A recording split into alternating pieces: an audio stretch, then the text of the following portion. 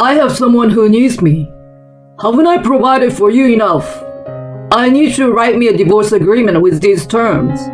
My husband said this to me and handed me a divorce agreement. We had been together for 30 years, and yet he treated me this way. But my husband still hasn't realized that I won't just silently back down. I'm a 57-year-old housewife. It's been 32 years since I married my husband. We have a daughter named Layla. But even though we have a child, I never thought I would be married to my husband for so long. I met my husband at work. I met him at the company where I started working after graduating from vocational school. My husband had always had a somewhat eye-catching personality. I felt that right away when I joined the company. He's not extremely handsome or anything, but he seems attractive somehow. He was my trainer when I first joined. When we were together, it was a lot of fun, and I felt excited. I even used work-related questions as an excuse to invite him for drinks.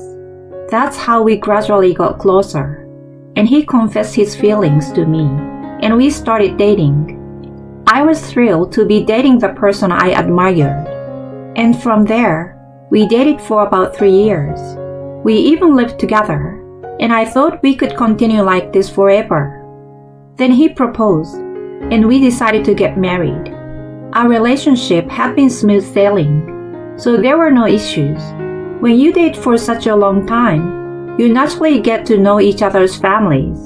So when we went to announce our marriage, they accepted right away. His parents were easygoing, saying something like, "Oh, that's no problem at all. Go ahead and get married." They were such understanding in-laws that I never experienced any harassment after marriage. In fact, I got along very well with my mother-in-law. She had 2 sons, including my husband, but she had wanted a daughter, so she treated me like a real daughter. Because of that, I visited my in-laws regularly with my husband, and we built a very good relationship. I got along well with my in-laws, but my relationship with my husband was becoming increasingly distant over the years. That's because my husband held on to the old-fashioned belief that housework was the wife's responsibility, and that childcare was solely the mother's duty. I had been troubled by this. Before we had children, I was working a regular job too, so I started work at nearly the same time as my husband, and our return home times were also similar. Despite this, my husband never helped with household chores at all. Even if I asked him to help a little, he wouldn't listen at all. "I'm tired from work. Isn't that the wife's job?"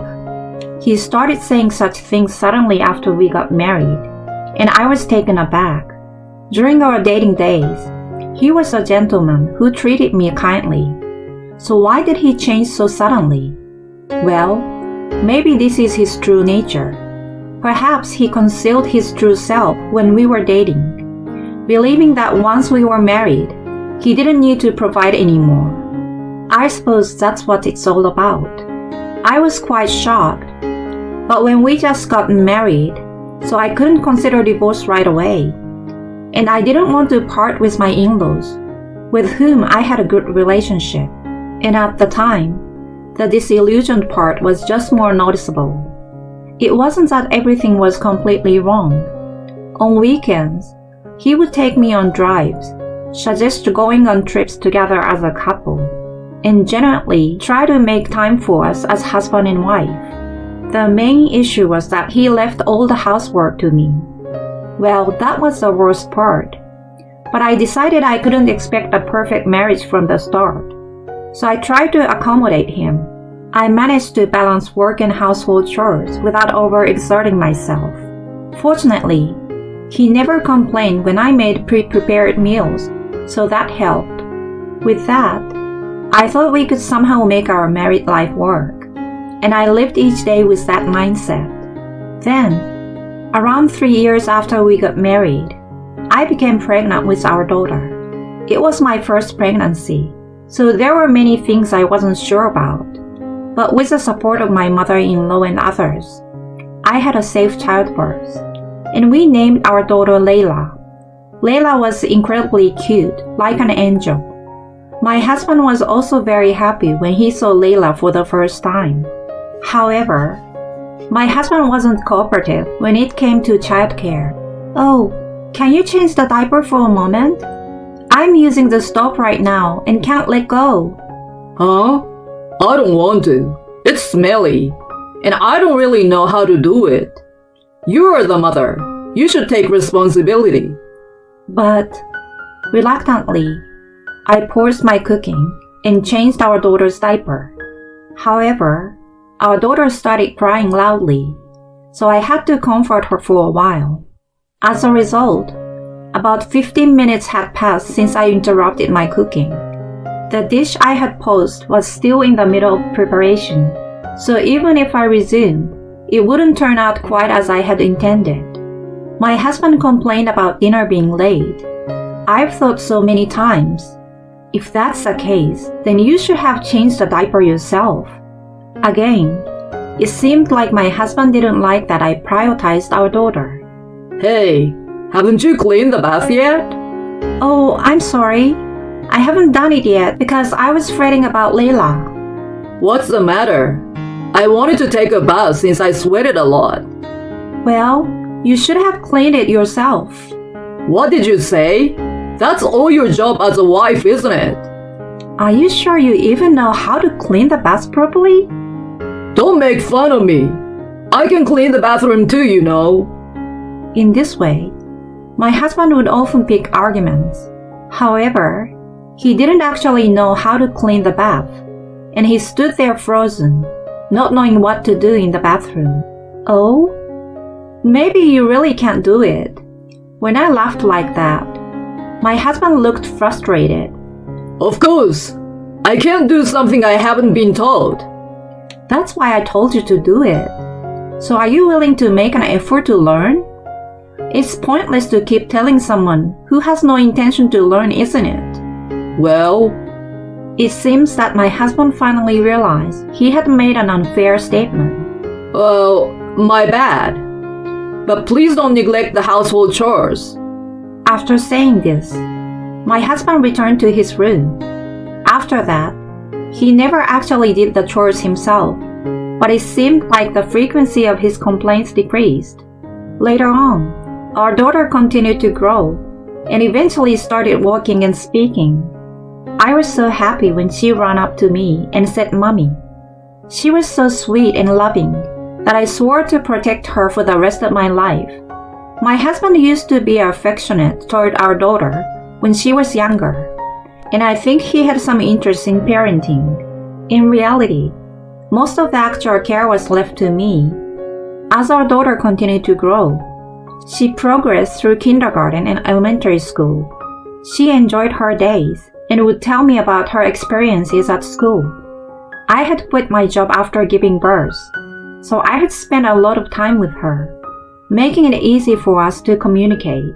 However, our daughter didn't open up much to my husband, and I believed it was because of him. When my husband returned from work, he often seemed grumpy, so meal times were usually silent. My daughter couldn't talk to him much either. But then, there were times when he was in a very good mood and talked excessively to our daughter, leaving her confused about how to respond. I raised my concerns to him about his inconsistent behavior. "Can you stop changing your attitude towards our child based on your mood? Try to be as kind as possible to our daughter. Otherwise, Layla won't know how to react." Upon hearing this, my husband opened his eyes wide and got angry. Huh? Why should I have to adapt to you and her? I've been working hard to support your lives. How I choose to spend my time at home is my business. My husband expressed his anger in this way. This argument might have been the biggest one we had since our daughter was born. My husband said this and stormed out of the house. Given my emotional state, I was relieved that he left the situation. He didn't come back home that day. The next day, it seemed he went to work from somewhere else, and he returned home a few days later in the evening. We barely spoke as a couple during that time. and I think it was about a week before we had a proper conversation. We didn't exactly reconcile, but I felt that I had been overly tense in front of our daughter. So I initiated the conversation, and he gradually started responding, and we began to talk normally again. After that, I didn't expect much from my husband. I focused on raising our daughter to be a good child. I took charge of keeping track of her school affairs, arranging for cram schools and private tutors when she wanted them. When money became tight, I took on part-time jobs to make ends meet. I took good care of her that way, and she grew up to be a very good girl. She managed to attend a prestigious high school and later secured a good job at a large company. My daughter, who was a little girl just a few days ago, is now a working adult. I really think that the time flies by so fast. When she started working, she moved out of our home and began living on her own. So, my husband and I were left with an empty nest. Despite everything that had happened before, I found myself becoming more forgiving, and there were considerably fewer arguments. I had been working part-time in an office job since our daughter entered high school, and recently, I've been offered a chance to become a full-time employee. I'm currently contemplating whether to accept it or not. It's a regular job with good conditions, and the salary would significantly improve. However, when I discussed it with my husband, he opposed the idea. What about household chores and meals? I don't want it to be delayed again. I will manage that properly. No, it's still not okay. You can say anything with just words. Once you take on this role, it will be difficult to go back to being a part-timer. It's not like our life is difficult right now, so why not stay as a part-timer? This is how my husband opposed my promotion to a full-time position. I could have argued back at this point, but it would have caused a lot of trouble. Well, my husband was right. Our life wasn't particularly challenging, so I thought it was fine. I apologized to the company for not accepting their offer and continued as a part-timer. A few years passed in the blink of an eye, and several years went by without any significant changes in our life together.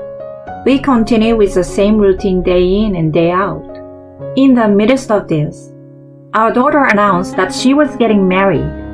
It was quite a big piece of news, and both my husband and I were surprised. Her husband seemed like a wonderful and trustworthy person. We had a successful meeting between the two families, and the wedding was a beautiful event. Seeing our daughter so happy made me incredibly happy. Then, about 2 years later, our daughter announced that she was pregnant. I was incredibly surprised by the news and looked forward to becoming a grandmother. She had been working, but she wanted to take maternity leave early and return to her parents' home to prepare for the birth.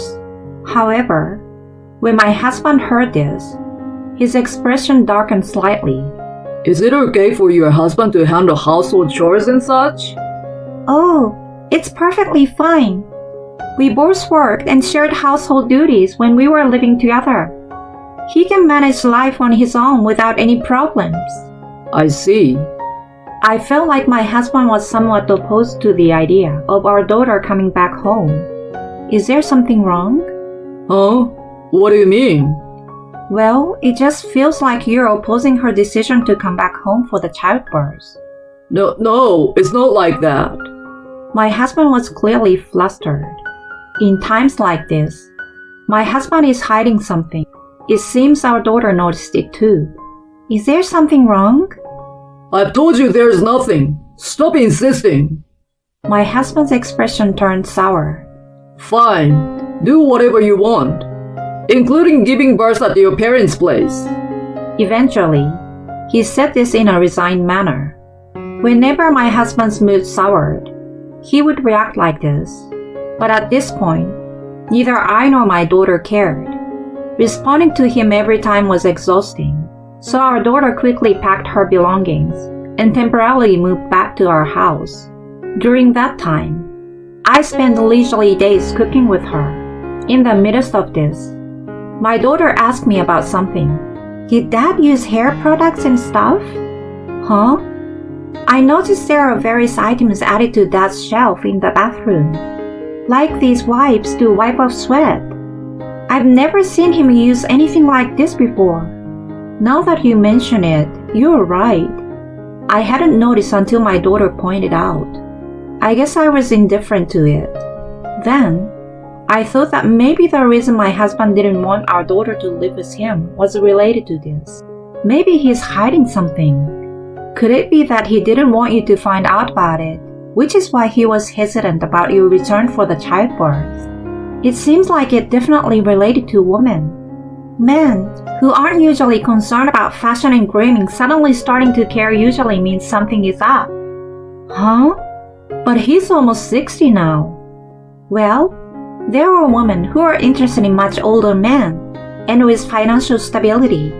There are women who would be interested in him too. I see. How about we confront him a bit? Huh? My daughter said that, and called my husband into the living room that evening. What's this about? What do you want to talk about? Dad, you're having an affair, right? What? An affair? Yeah, my classmate saw you. Must be a mistake. Maybe your classmate confused me with someone else? No, she said it was definitely you. There are no photos or anything to support that claim. Dad, why haven't you denied it even once since earlier? Huh? Normally, if you weren't having an affair, you would say I'm not having an affair, right? But Dad, your initial response was about how it might be a case of mistaken identity.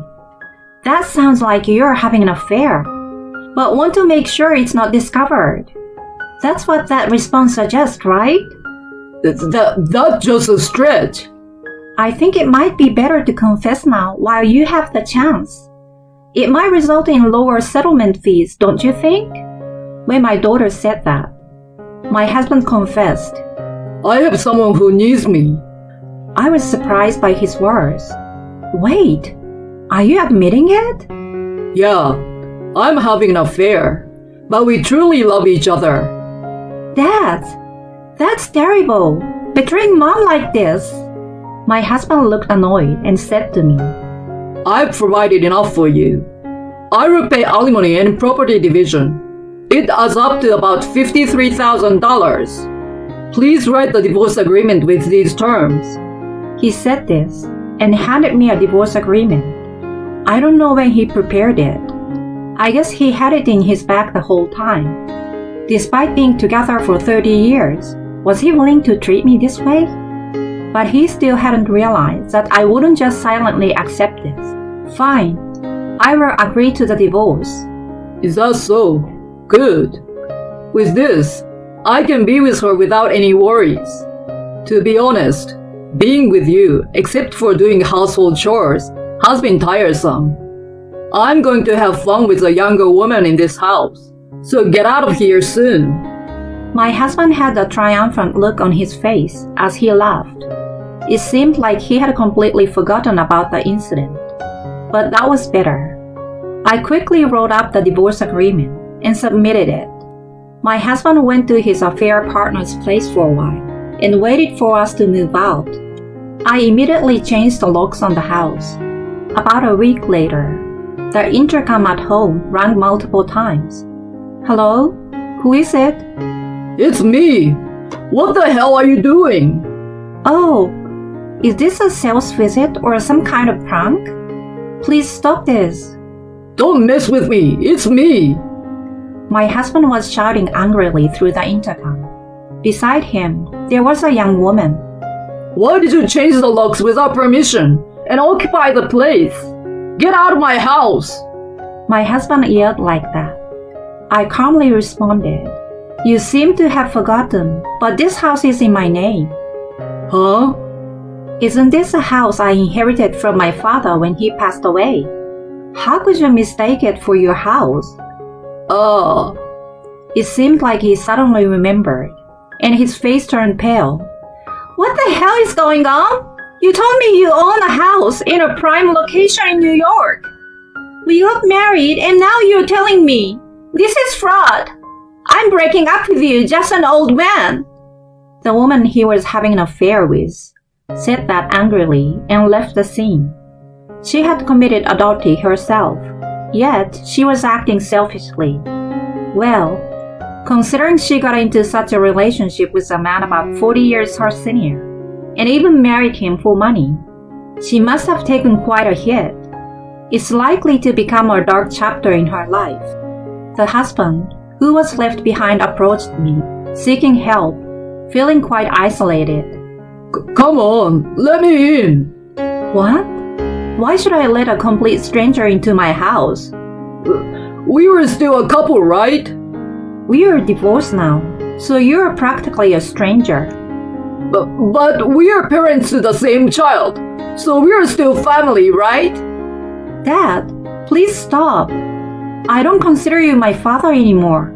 Let's use this opportunity to cut ties. Layla, please don't say such sad things. For now, you've been lingering here for a while, and it's becoming bothersome. Could you please leave? Or should I call the police? What? The police? After hearing those words, my ex-husband hastily fled. At his age, getting into legal trouble would be disastrous, especially given the financial strain caused by property division and alimony. So he couldn't afford any additional expenses. After that, I hired a lawyer to claim compensation from my ex-husband and his affair partner. I ensured that their wages would be garnished if they failed to pay, so there shouldn't be any issues with receiving the payments. My ex-husband had already lost his home, and even his own brother had abandoned him, mainly because I had informed them about his affair beforehand. As a result, my ex-husband ended up living alone in a rundown old apartment. Currently, he seems to be experiencing loneliness while spending his days simply repaying his debts. On the other hand, I had a peaceful time during my stay at my parents' house, finally getting the chance to meet my long-awaited grandchild. Furthermore, my daughter and her husband purchased an apartment nearby to our family home. Now, we regularly meet with my daughter's family and grandchild, enjoying happy days together.